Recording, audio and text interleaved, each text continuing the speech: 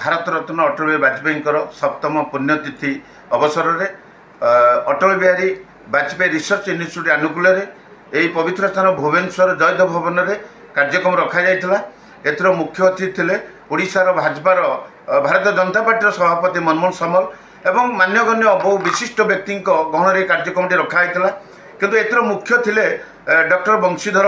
दास जे कि आमर थिले कार्यकारी निर्देशक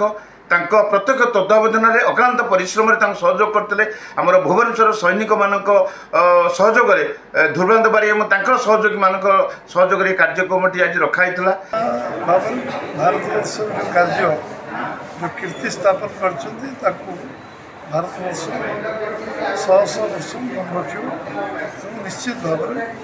भारत वर्ष विकास जो इतिहास लिखा से संरक्षण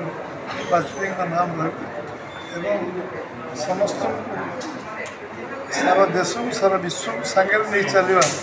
जो क्षमता दक्षता भीतर था जोटा से करने चाहूँगे तल पर्यंत ग्राउंडेड को कर दक्षता थी विचक्षणता थी से आज पर्यंत आम बहुत कम लोक देखा एक योग्य आम मार्गदर्शक आम चिंतानायक आम भाव में राजनेता भाव में राष्ट्रनीतिज्ञ भाव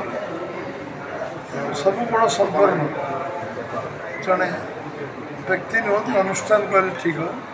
ताकर एमाने जो कार्यक्रम आज पुण्यतिथि पालन कले